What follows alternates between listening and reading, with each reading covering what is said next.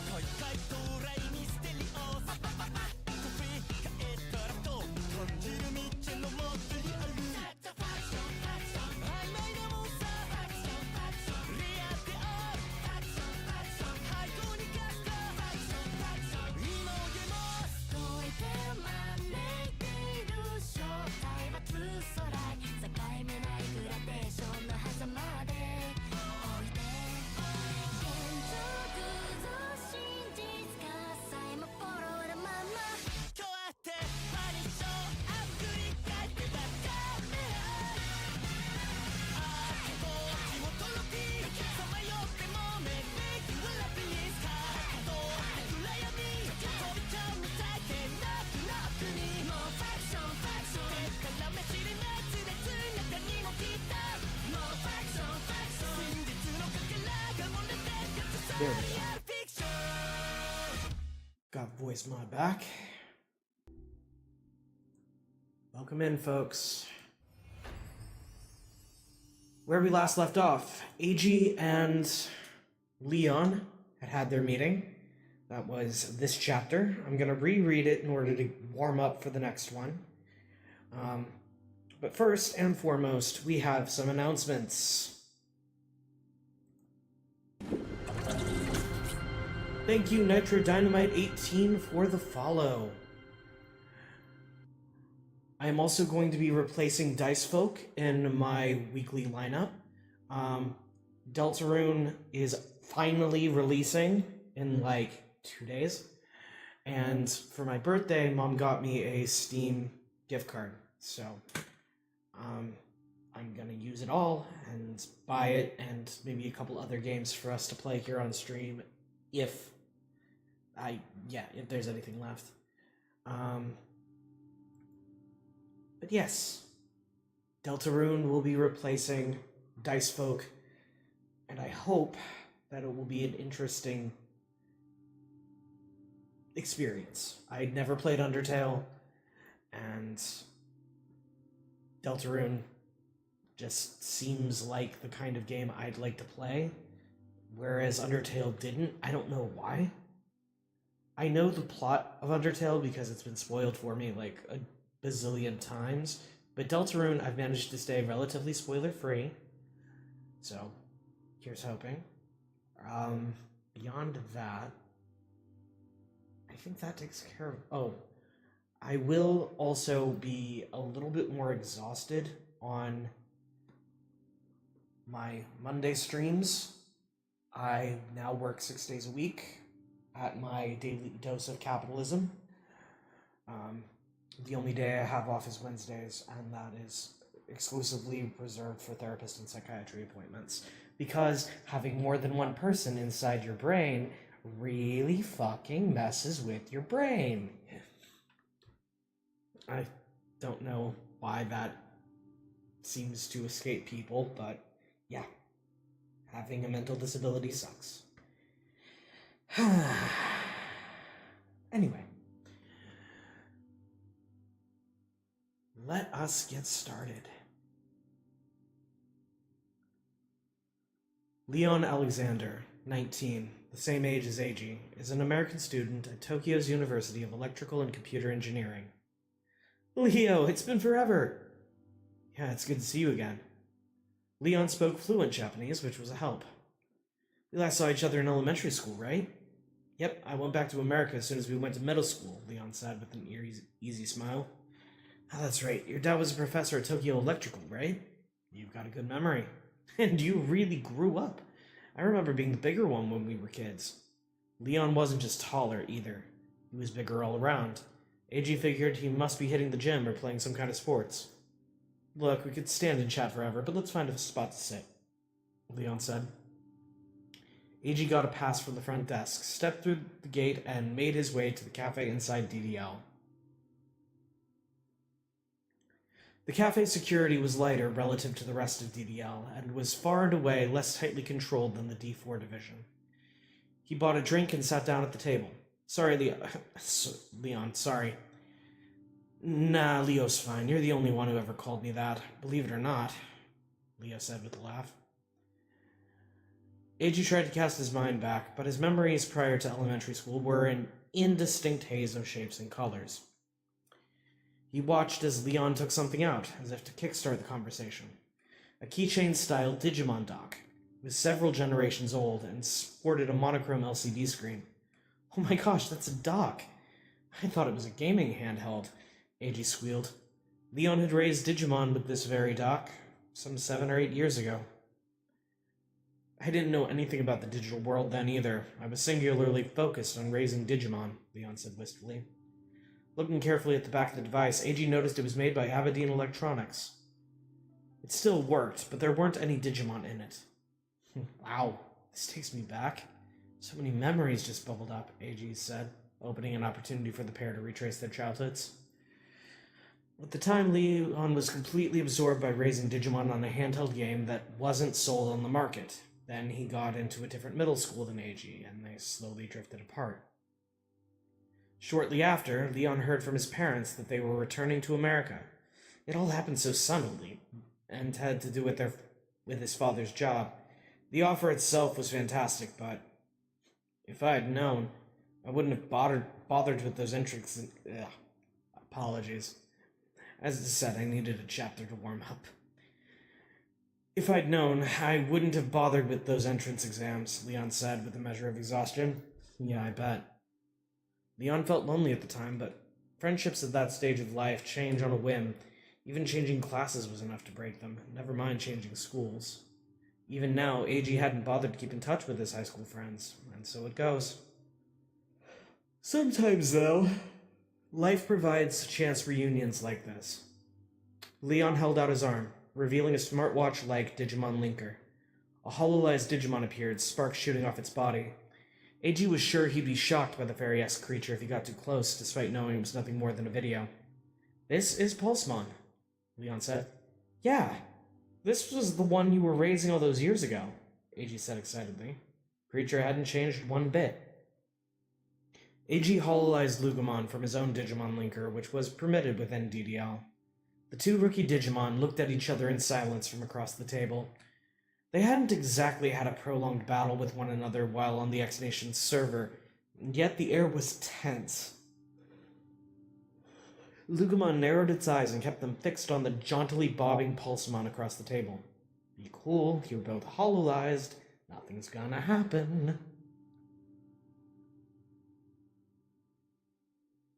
Eiji and Leon turned their attention away from their Digimon and continued catching one another up on their lives. Though they never consciously labeled one another best friends, had you asked them at the time, they would likely have said the other's name in response. Eiji still held Leon in high regard, his memories of that time perfectly crystallized in his mind. Leon felt the same. Probably. Not that it mattered. They were far too young to go around trapping themselves in some imagined, nostalgic past conjured out of distant memories. I'm impressed, turning the conversation to more serious matters. It didn't take you long to find my contact info. Leon, or Judge the famous hacker, was the one who sent a message offering to meet up in the first place. You moved, didn't you? Your old house is gone. Leon was right. Eiji had moved out of his family home. He hadn't been back. And he wasn't about to go out of his way to see it, but he'd heard it was due to be torn down and replaced by an apartment building. That seemed to be the way of things these days. Oh, yeah, I'm, living on my own these days. Same. Leon lived in an apartment building in the Denrin district. A one-room apartment with 3 tatami mats in size. You too? I'm a hacker, so... Eiji briefly wondered why Leon hadn't sent him a message on Grim, but there were a ton of dummy accounts on the channel SOC server that must have made his harder to locate. Yeah, but you're not just a hacker. You're in Japan, and a student at Tokyo Electrical, no less. Eiji mentioned that he sometimes came to DDL for work when Leon texted, and so they'd agreed to meet up. Studying here has been my goal ever since we moved. Indeed, this was the best place for anyone looking to learn more about Digimon or the digital world. It was one of the toughest Japanese universities to get into, and only a handful of those who were accepted actually got to work with Professor Rossetti. Which brings me to the second surprising thing. You're one of Professor Rosenji's students. I've been working with him as well, Eiji said, proudly emphasizing the last part. Leon recounted his history with the eccentric professor. He said, "You look like you do a fine job raising it with love and care, so I'm giving this doc to you," and handed it to me. Leon said, recalling how he'd come to be in possession of his first doc. So Professor Senji gave you the Kichon doc, then. Huh. The world had never felt smaller, or more dense with meaningful connections. Eiji couldn't help but be awed by the story of how Leon came to be a hacker contracted by DBL. He'd even accompanied Professor Senji on overseas trips to various meetings and academic conferences. "You're basically his apprentice, then?" Eiji asked. "More like his personal assistant. He still operates all this independently. When would he possibly have time to purchase tickets or reserve a hotel room? Oof, that doesn't sound like your strong suit, right?" "I met the professor a lot more recently. I can still count the number of times we've met, I'll put it that way. I had no idea. It must have been weird to get a job offer from him, seeing as how you're a code cracker. Like, some wires got crossed on the internet." "Yeah, for sure. What a small world." Eiji took a sip from his drink. "I see your doc is also Abadine's latest?" Leon glanced at Eiji's arm as he picked up his paper cup. "Yeah, it's pretty sweet. So you've got the same one in a different color." "Yep." "The professor gave it to me for a job. The Digimon, too. Oh, and keep this between us, yeah? It's some sort of testing and Digimon raising job." "Eiji, these Digimon linkers are more important than you realize," Leon said, visibly stiffening. "Oh yeah?" "They're highly classified Aberdeen electronics devices. I thought I was the only one aside from the police who had one. I've got to say, I'm a little ticked to find out that's not the case," he said, a bit too sharply to be joking. Eiji sat in silence for a moment. A digital world researcher personally reaching out to a code cracker for a job isn't the weird part. It's rarer than hiring a hacker, but not unheard of, Leon continued. "Yeah, like, go get me this rare Digimon, right? I think it was a Midoki Betamon that I caught for him," Eiji interjected. "He does like his Betamon. But my point is that he should have asked me, his actual pupil, to do this job instead of the code cracker." Eiji sat in stunned silence. Was Leon jealous? Eiji put himself in Leon's shoes. He definitely had a longer relationship with the professor, who personally introduced him to the world of Digimon. Leon was a true believer, a passionate fan of Professor Senji's work, not that Eiji wasn't. "Yeah, and if we'd actually fought back there, we would have won," Pulsemon added. "What'd you say, Static Shock?" Eiji was still processing the rather blunt words being hurled at him. He flinched at the booming voice next to him. "It's obvious, pup. I can go all the way to Mega, and you, Lugamon, right? Have your hands full maintaining champion level, which is adorable, by the way." "You little..." The two Digimon carried on at length about which one would win if they fought, which was now its own battle. "That's enough, Lugamon, we get it. You used to run an entire district, but you're still no match for a Mega Digimon," Eiji hissed. "So none of this bothers you?" Lugamon growled, its fur standing on end. Eiji tried to connect the dots in his head. If Leon and Pulsemon could get all the way to Kazuchimon, then that must put them near the top of the pack in terms of hackers. If Eiji were A tier, they were S tier, if not double S tier. "Same goes for you, Pulsemon. Can it?" Leon said. "I can't help it. Lugamon keeps antagonizing me," Pulsemon whined, smugly acting as though it had done nothing wrong. "I don't care. Eiji and I were friends. I was weak, but he stood up for me." Leon was a wisp of a child, and often silent in class, which curiously made him stand out more. Eiji, however, was always right there beside him.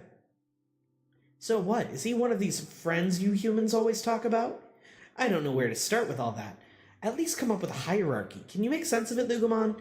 Pulsemon asked with maximum condescension. "No. what else could possibly matter, aside from who's stronger? I suppose their biological sex holds some amount of significance. It does seem to help them make more of each other, Pulsemon said, laying bare Digimon's thoughts on humanity.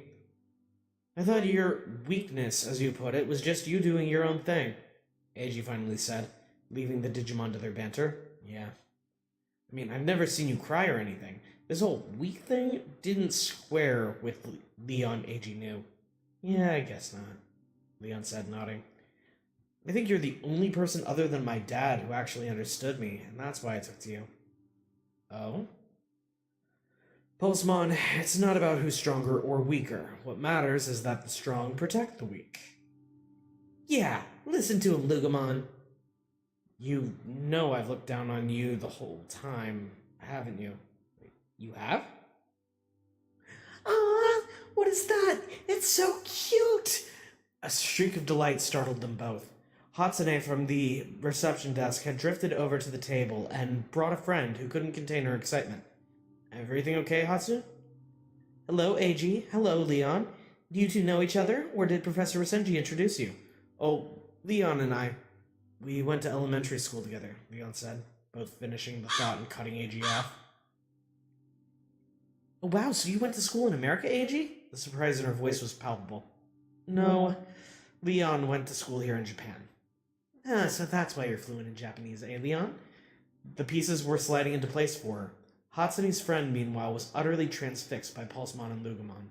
She was a recent DDL hire who knew Hatsune through school, though they hadn't been in the same class. Her semi-long hair was done up in very intricate braids, and it was clear that she had never seen a hololized Digimon before. Why, hello there, pretty lady, Pulsemon chirped, unbothered by the attention.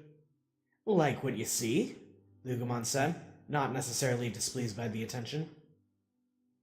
Stop it, Lugumon, don't harass her, Eiji snapped. Eh? What's gotten into you, Eiji? Hi there, are you interested in Digimon? Eiji asked, hastily making nice with Lugumon. Oh, I mean, I don't know. This is Eiji Nagasumi, a contractor who is friendly with Professor Rasenji. And you might already know Leon. He's a hacker who works for us. Hatsune cut in to keep things from going too far off the rails and introduce her colleague to Leon and Eiji. Wow, a hacker! DDL's hackers were known to be among the best. They're both just 19 years old, too. Younger than us. Not that we needed a reminder. Hatsune went on, trying to cut things short.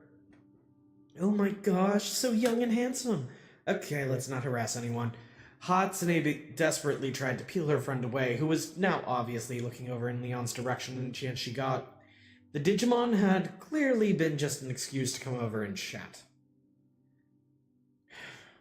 Such grievous harm is the direct result of the cyber attack perpetuated by criminal code crackers, and we are likely to attack with fury the likes of which has never been seen before. A large monitor hung from the cafe's ceiling, and the news was playing the dictator of the X Nation's response to the cyber attack. Everyone turned to watch. Another code cracker attack, Hatsune's friend said with disgust. Even as a DDL employee, she didn't have much reason to think about the digital world or the truth behind Digimon crimes. Sure, she had seen a Digimon or two now, but she wasn't necessarily any better informed than someone off the street and didn't have to be. The attack on the server, the dictator's fight to keep the SOC from taking the nation state's secret machine Dramon, the interruption from the hacker who goes by Judge, all D4 classified, naturally.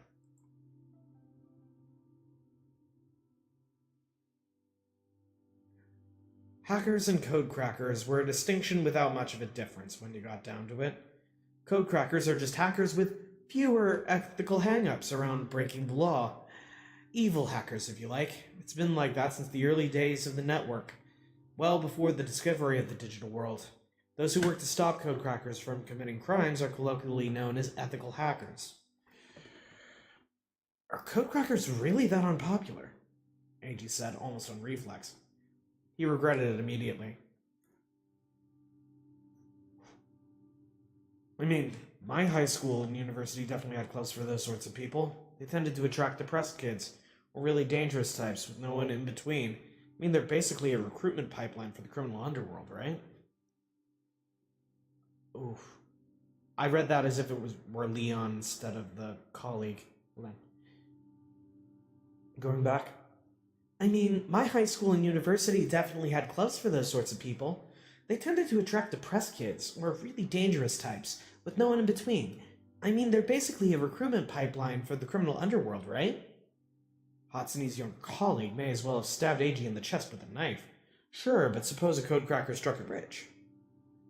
There was one pretty popular group on campus that attracted some girls, but it's not like there's any future in it either way, she said, casually passing judgment on Eiji.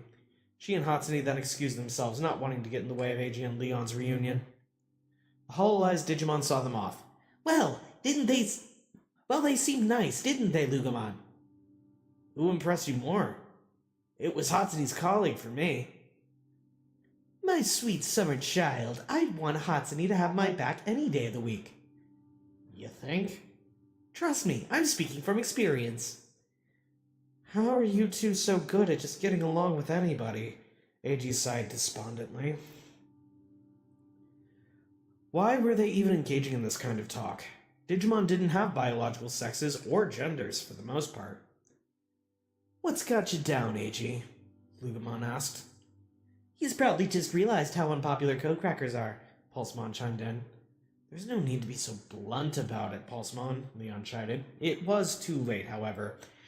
Eiji's heart had already been torn to shreds. Deep down he knew that codecracking wasn't a glamorous job. The people had an overwhelmingly negative view of it. Leon looked at Lugomon and Pulsemon and let out a slight chuckle. We shouldn't be calling Digimon AI programs, he began. What are you talking about? Eiji said lazily. We should be calling them AI life forms. I mean, just look at how our partner Digimon have formed a mutual trust with one another. That means Digimon can probably befriend one another, Leon replied, looking levelingly at the two Digimon before him. Befriend one another, huh? Do you think they can, Eiji? Eiji studied Leon's face. It wasn't the look of someone being wistful or that of a college student discussing crushes or what have you. Was this the face of his alter ego, Judge? Eiji opted to answer from a codecracker's perspective.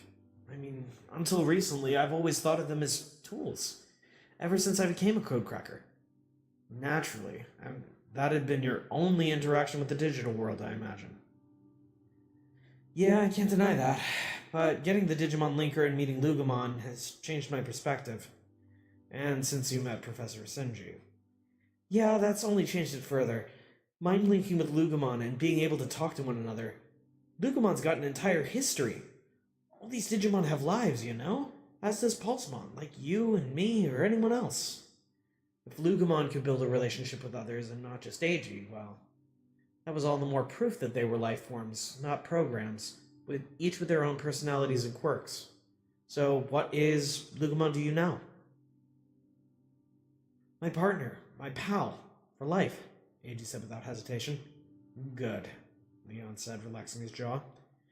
You haven't completely lost your soul to the codecrackers then. What do you mean by that? I'm not going to sugarcoat it. You need to quit this codecracking nonsense. I want you to wash your hands of these Digimon-abusing criminals, Eiji. At last, the real reason Leon had agreed to have a little reunion came into focus. He knew it would come up sooner or later. Hackers couldn't abide codecrackers, and what hackers considered justice left no room for the freedom codecrackers so desperately wanted to protect. Quit codecracking? That's not going to happen, Eiji said flatly, eliciting an annoyed grunt and obvious displeasure from Leon. I won't sugarcoat it for you either. I envy you. Not only are you studying abroad, you're doing it at a prestigious university like Tokyo Electrical, and your part-time job is at DDL, for crying out loud, so forgive me if I'm a little salty hearing that from you. AG was never good at equivocating either. Not if Leon was going to be so brutally honest in trying to get AG to quit by pushing his perverse version of justice onto another human being. What do you mean by that? Leon sensed there was something more behind the outburst. Listen, man, I started code cracking just to survive. If I quit, I'm going to be working some crappy part-time job for crappy pay. I'm 19. I'm in the real world with real responsibilities, and that kind of job just isn't gonna cut it for me. You didn't go to college? The AG I remember always had test scores at least as good as mine. Where? Tokyo Electrical? Hell, I got a B on one of the mock exams. I thought I was gonna make it, AG said with a sigh. Did something happen? A bit of worry crept into Leon's face as he asked the question. AG finally had the chance to control the conversation, and he wasn't about to pass it up. He just wished it was about anything but this. WWW Flight 626. AG said softly. Leon gasped, then fell silent. So you know the story. Look, I don't want to talk about it. WWW Flight 626, Pulsmon interjected. It proceeded to read out the date, but it was garbled beyond recognition, perhaps due to redaction. Pulsmon continued. Flight 626 departed Tokyo before making unauthorized changes to its flight path. Air traffic lost all contact, and the plane eventually crashed into the Pacific Ocean. All aboard were killed. Registered passengers numbered in the triple digits. The flight recorder was never found. The Digimon then pulled up a number of entries from online encyclopedias about the incident to make things a bit easier for Leon. Do we know what caused the accident, Pulsmon? AG asked pointedly.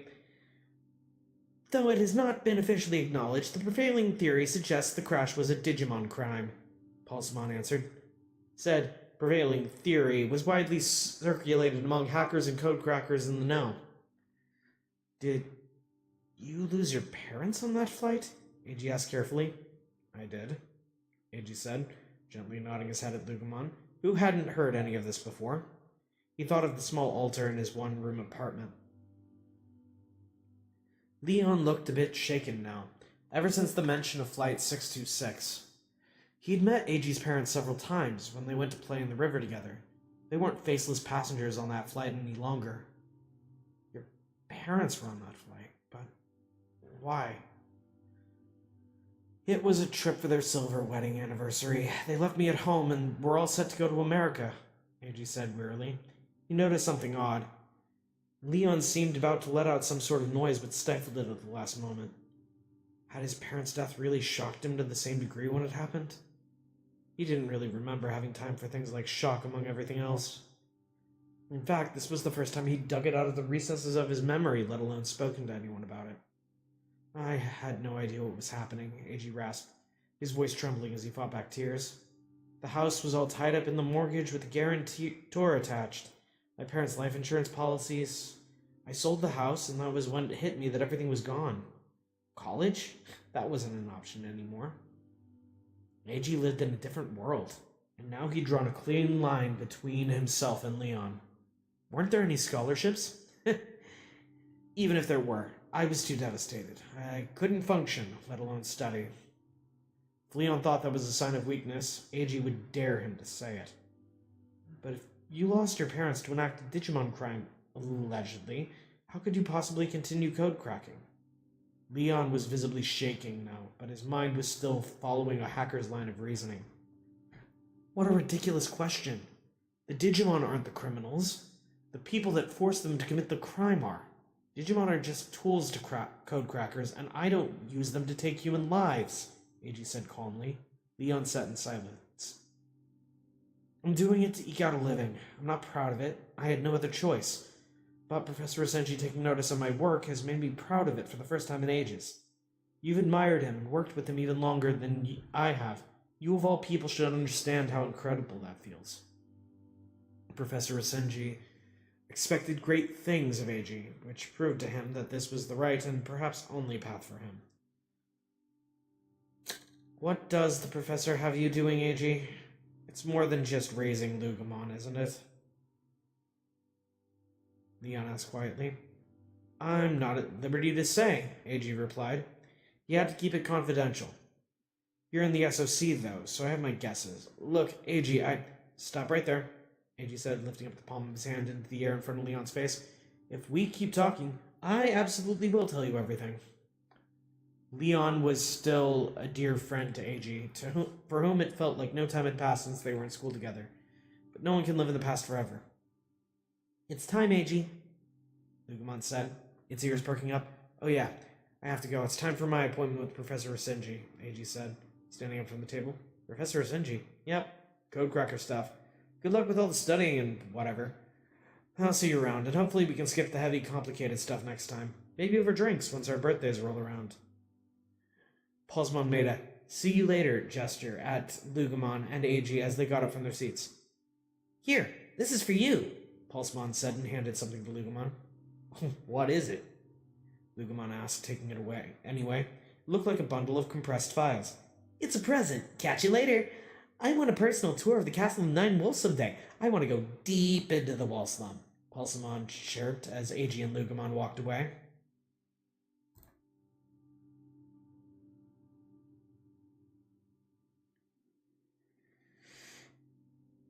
Eiji headed straight for Professor Asenji's office after his reunion with Leon in the DDL cafe.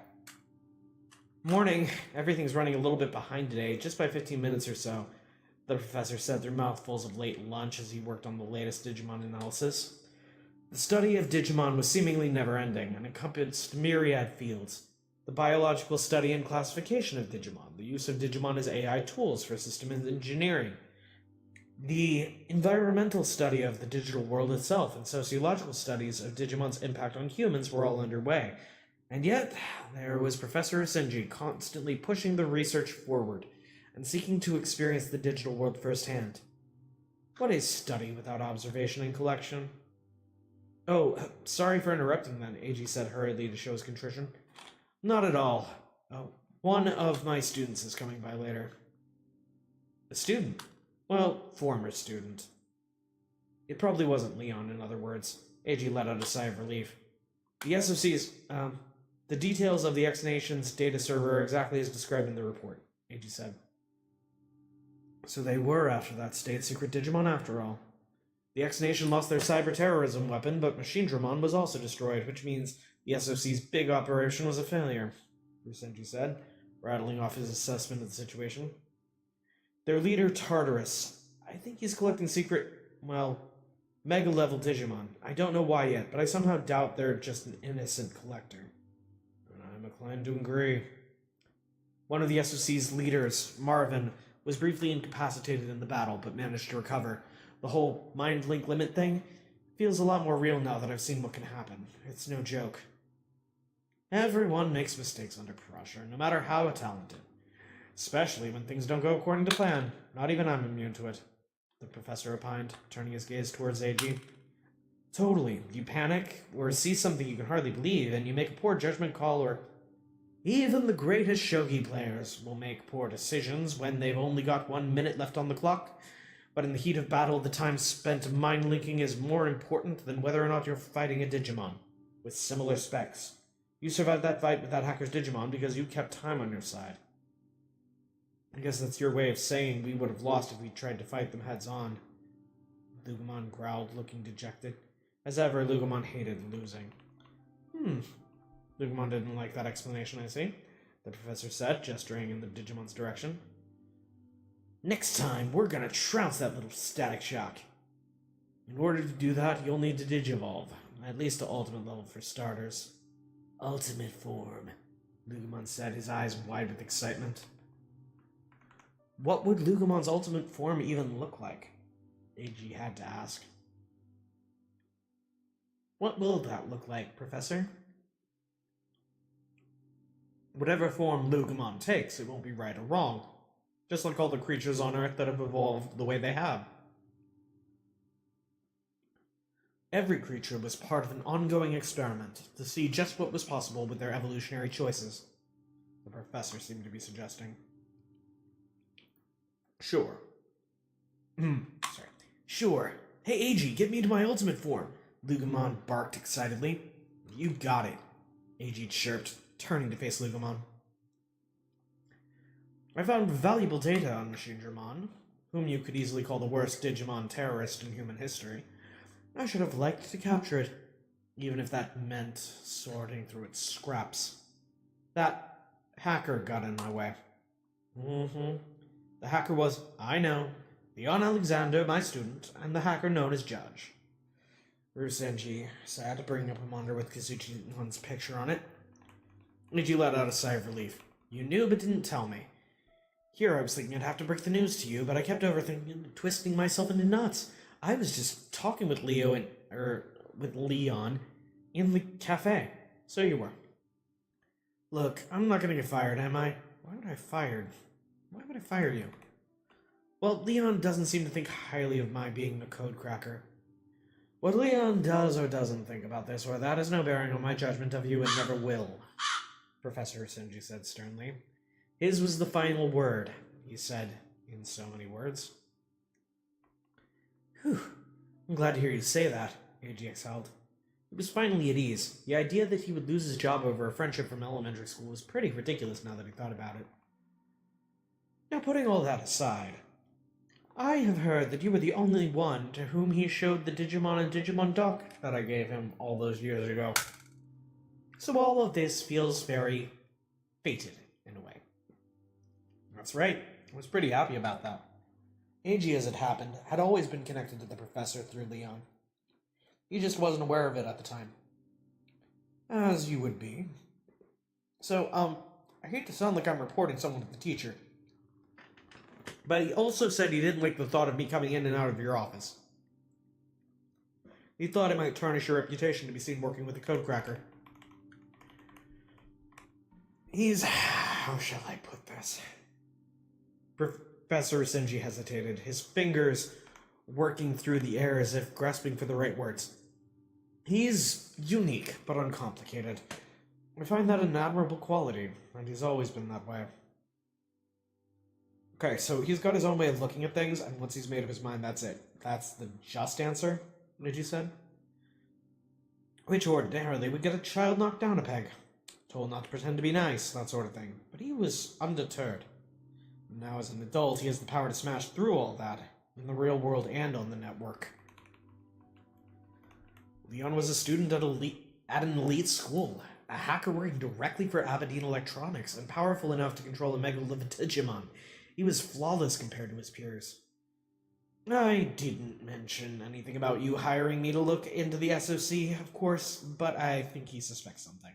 Eiji continued, reassuring Professor Senji.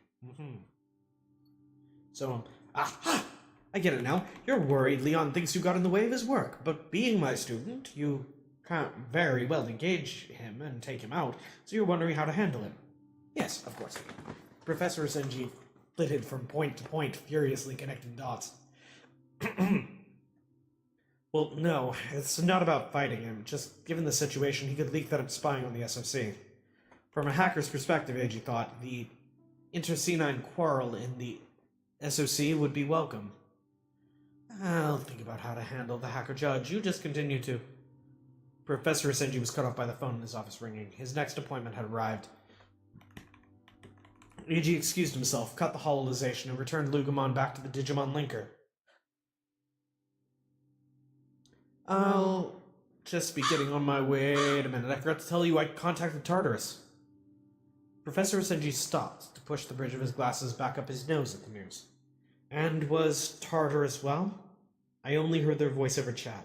I heard a bunch of interesting tidbits, though, like how on all the operations Tartarus has led, not a single person has gone DMIA, and that Tartarus is looking for a black Agumon. A figure darkened the glass door of Professor Senji's office. He motioned for them to come in.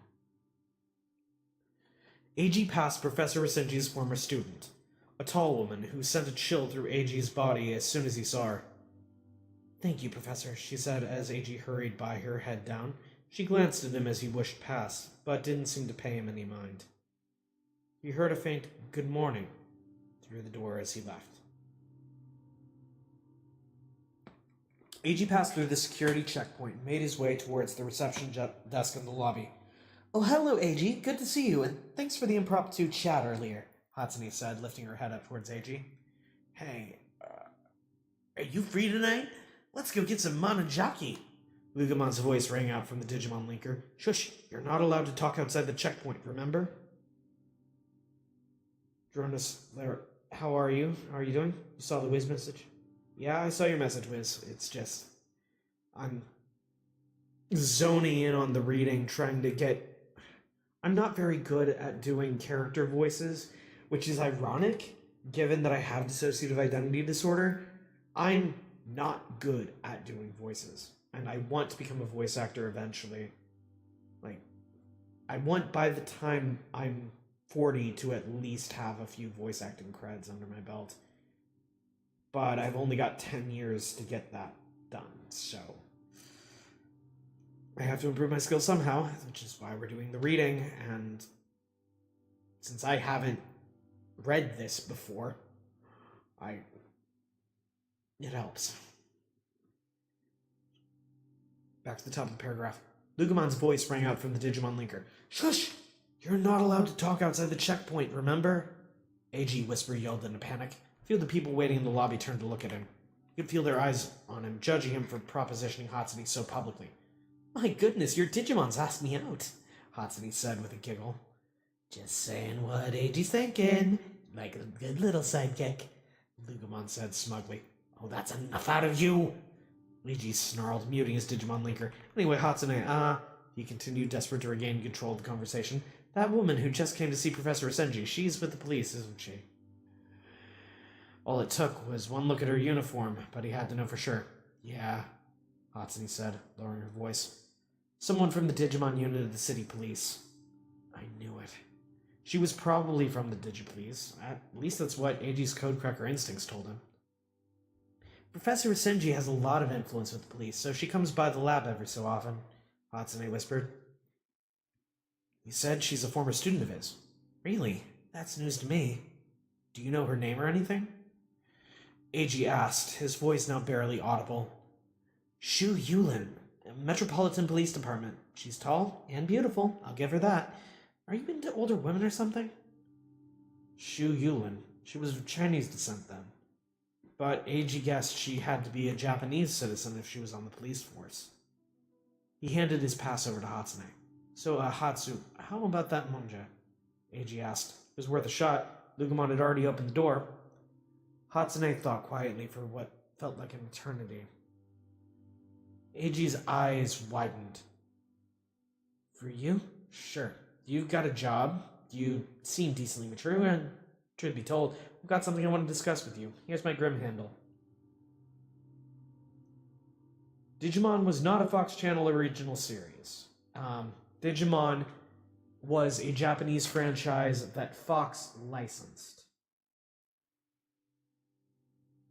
But, yeah. Toei Animation handled the English localization, if I'm remembering correctly, of the first 2 seasons. And then it was a different studio for season 3 onward. Now, localizations are all ran through a bunch of smaller companies, unless it gets the original cast back together, in which case. But back to the story. AG's phone buzzed. It was a text message that read, Hatsune Mocha. AG's heart was pounding in his chest. Something you want to discuss, you said. I'll message you later. It's something I can't talk to anyone else about. The lights in Leon's Denrin District Tower apartment came on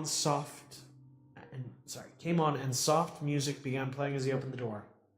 What'll it be? Food? A bath? Pulsemon's hollow-eyed form chirped.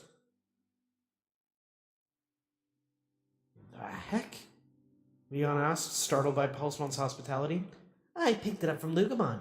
It's polite to greet your superior when they come home. Oh, brother, you're not my underling, Pulsemon. Besides the security system, heating and cooling, water, electricity, and everything else in the apartment was connected to and managed through the network. Leon relied on his Digimon more as an AI assistant than anything else, and he had something for Pulsemon to chew on. I do want you to look something up, though. Search for the passenger manifest of WWW Flight 626, right? Whether this is the AI's learning effect, or whether it's Digimon's habit of being thoughtful is a matter of debate. The massive monitor on the living room wall lit up with a complete list of the passengers.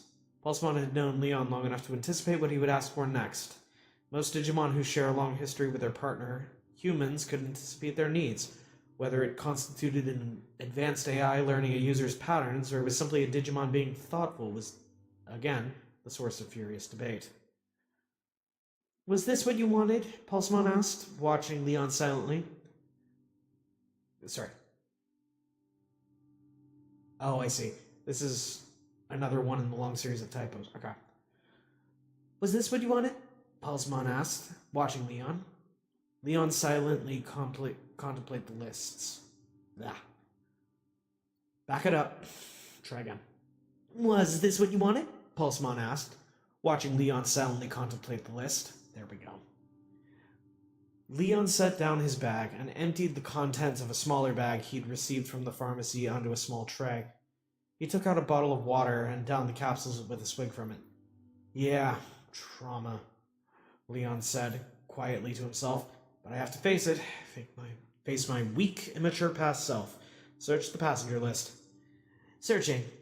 2 hits for Japanese passengers, cross-referencing with the other records. I have no doubt they're Mr. and Mrs. Nagasumi, Eiji's parents. Leon cast his mind back to high school when he was an up-and-coming hacker who'd begun mind-linking with Pulsmon.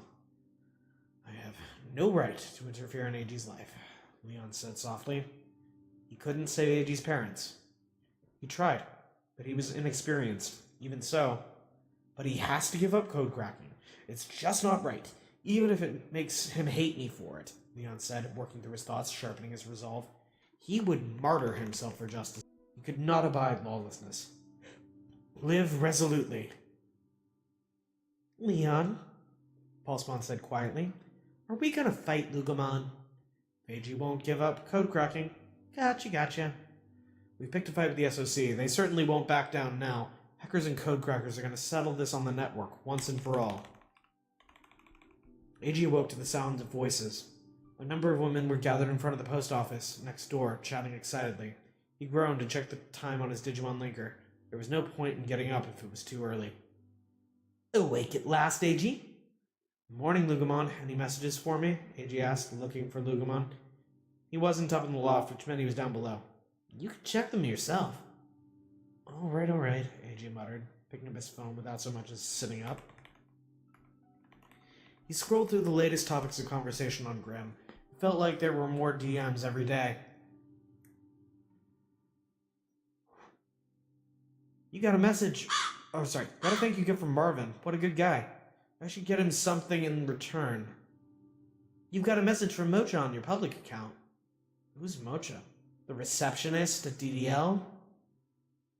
Lugomon said flatly. Right, Hatsune Mocha. You could have led with that. Forward it to me. I think my boyfriend is cheating on me. I was wondering if you could do a bit of quiet code cracking on his account for me, Lugomon said, intentionally conjuring the worst possible impression of Hatsune's voice. I regret asking you now, Eiji said, deflated. Of course she had a boyfriend. What a crummy way to start the morning. What did she think code crackers were? Code cracking another person's account was a crime. All downsides and risks, no possible benefits. Sounds like Mocha trusts you at least, Lugomon offered. That's so. Well, if you do find out he's cheating, they'll break up, right? Then she's single. How am I taking dating advice from a Digimon?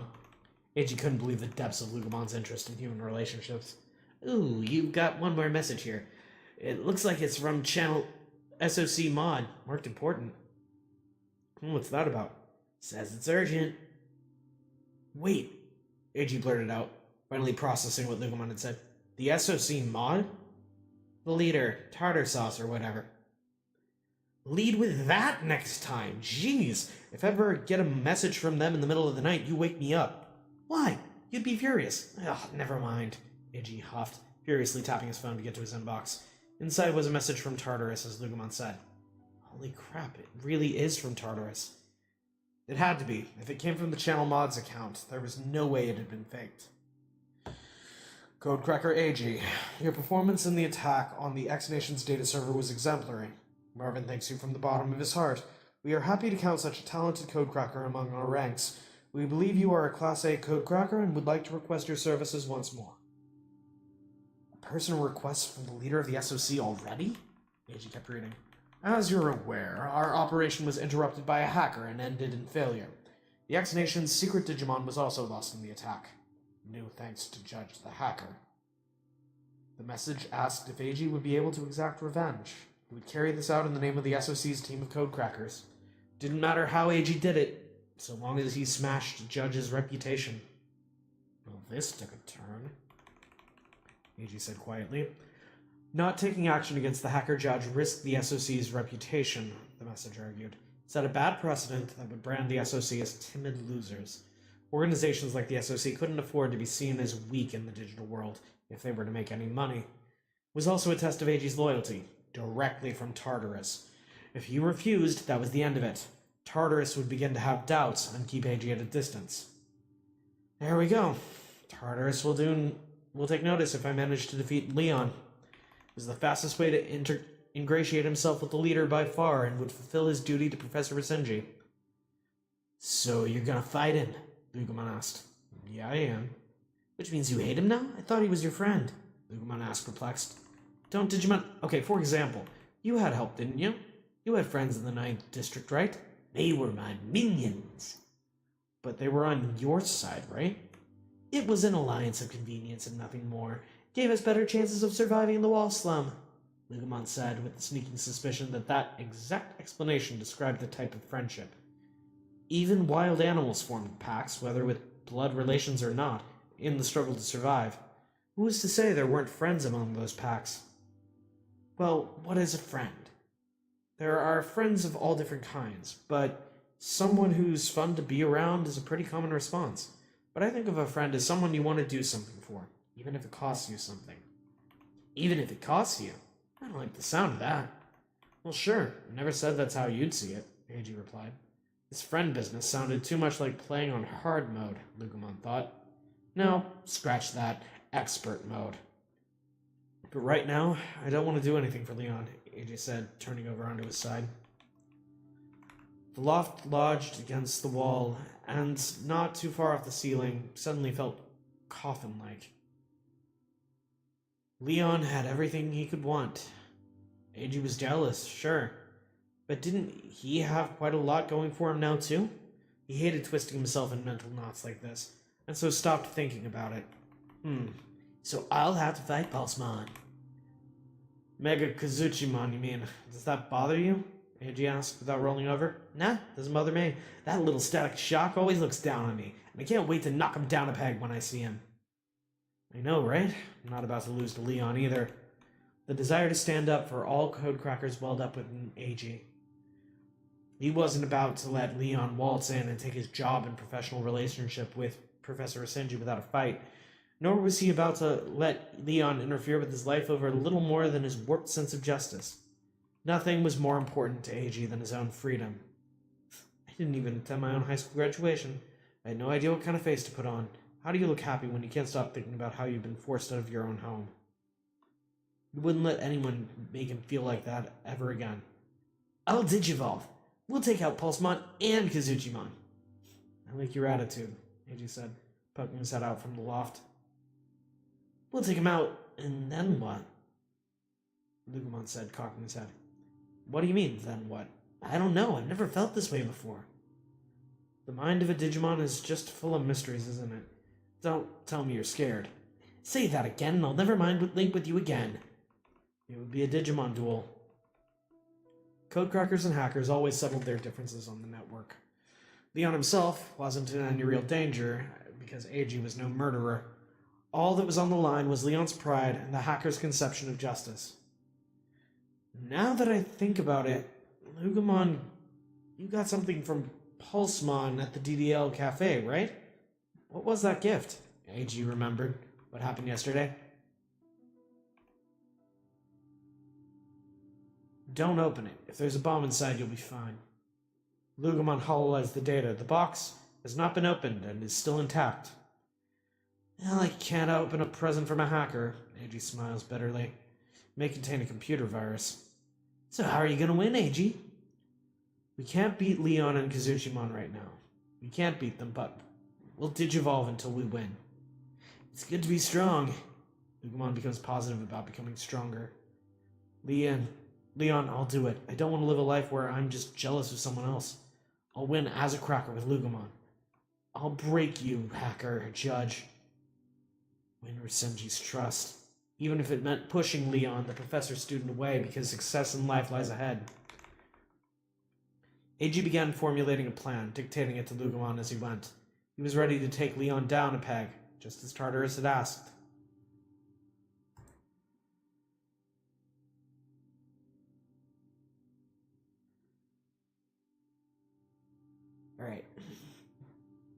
I'm going to take a quick break. I need to run to the restroom. Then when we pick up, we'll be starting part 10. Let me actually scroll down real quick. Scroll back up here in a moment. I just gotta get to the bottom of the page so I can see how many more sections I've got. I think the interlude is... Hold on.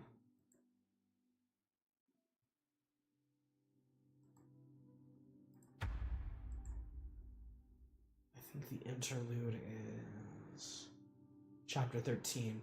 So we've only got 4 more parts left to go in this act. All right. So when we come back, we will start on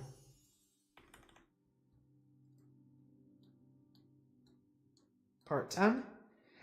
And hopefully we'll be able to get through this part tonight. Not this part, this act, because I do want to start Act 3 next week. But yeah, I'll be back.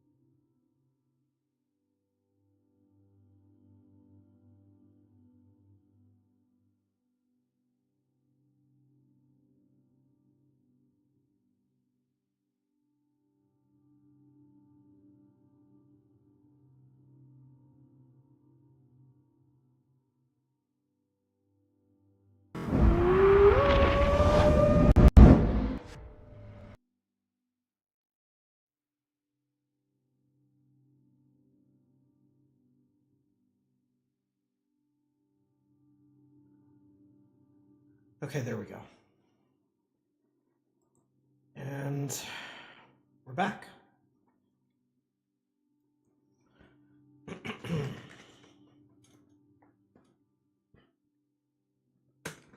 No hacker or codecracker has ever crossed through the firewall to explore the depths, as most people in the real world named it thanks to the gateway.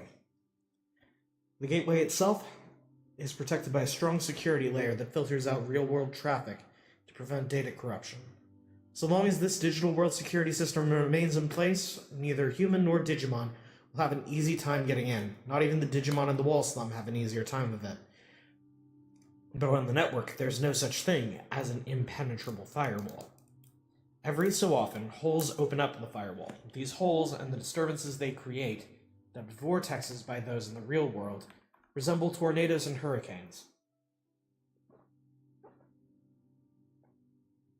The vortexes have been known to get close to the wall slum, and on rare occasions directly threaten the lives of the Digimon that live there.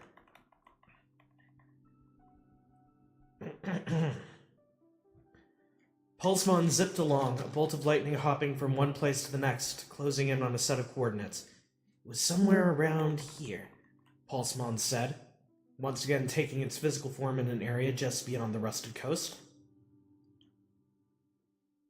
The place was a dumping ground. Junk data flowed from the wall slum and piled up in this forgotten corner. Nevertheless, this was still part of the firewall, and the wall part of that was a rather loose term. It wasn't actually a solid wall, but more of a soft barrier. There was nothing like it anywhere on Earth. If there were a planet out in space made of, say, liquid metal, that would be the easiest comparison. I'm not picking up any readings like the one we're looking for, Pulsemon said as Leon mind-linked, flipped over to see what Pulsemon was seeing. Let's head down there, Leon said. Pulsemon lowered itself onto the junk data. The ground was full of errors, shifting and glitching and buzzing beneath the Digimon's feet. It's just a floating island of garbage data from the wall slum, huh? Leon said, observing the surroundings.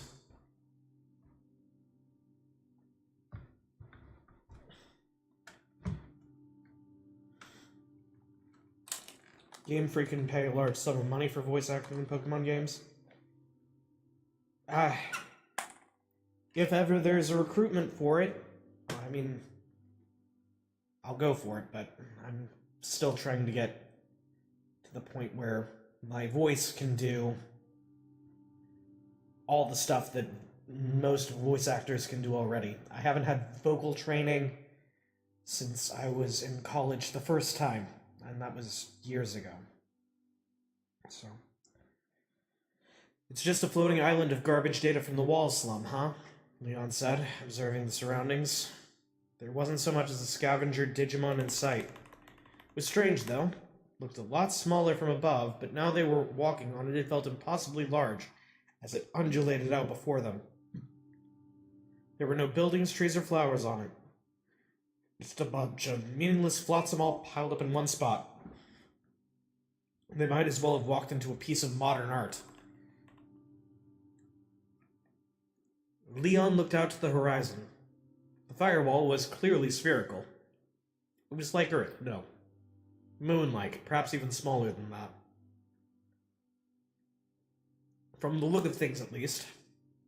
And beyond the firewall, just on the other side of the squishy barrier, lay the depths. How big were they? How far did they go? What all was inside? A planet larger than Earth itself? Another solar system? Another galaxy? A cluster of galaxies? Maybe a comparatively vast and endless well of energy. All humanity had ever seen was the outer husk. You sure this isn't a bad tip, Leon? I don't think the leader of SOC would show up here, Pulsemon said warily.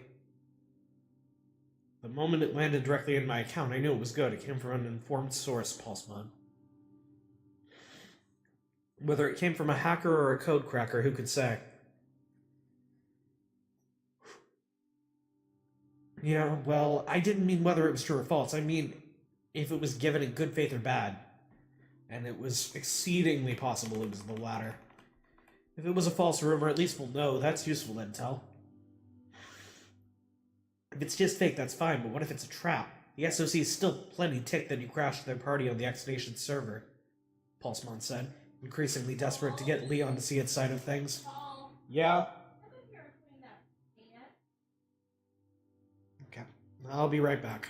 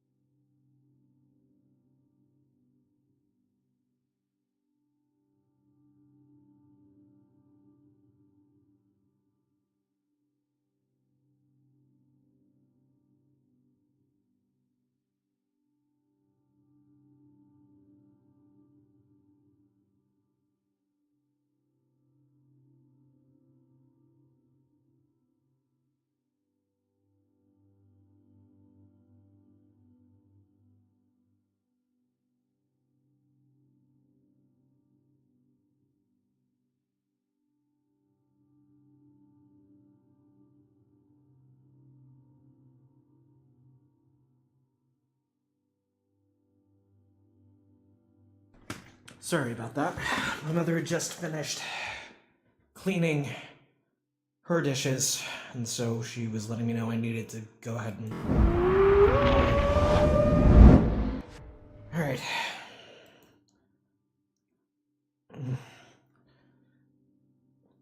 Yeah, well, I didn't mean whether it was true or false. I meant if it was given in good faith or bad. And it was exceedingly possible it was the latter. If it was a false rumor, at least we'll know. That's useful intel.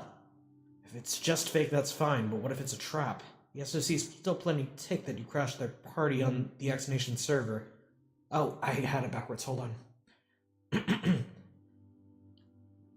If it was a false rumor, at least we'll know. That's useful intel. If it's just fake, that's fine, but what if it's a trap? The SOC's still plenty ticked that you crashed their party on the X Nation server, Pulsemon said, increasingly desperate to get Leon to see his side of things.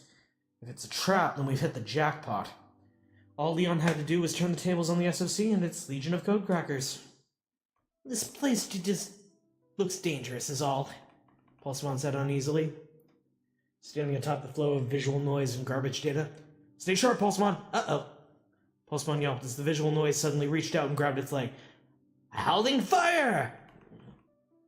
Gah! A fireball grazed Pulsemon as it tore through the air. Pulsemon backflipped out of the visual noise's grasp. A single smoldering line had been drawn down the island of garbage data, tracing the fireball's path.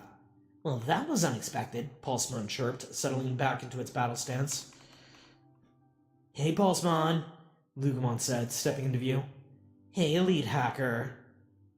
A Mind Link AG followed.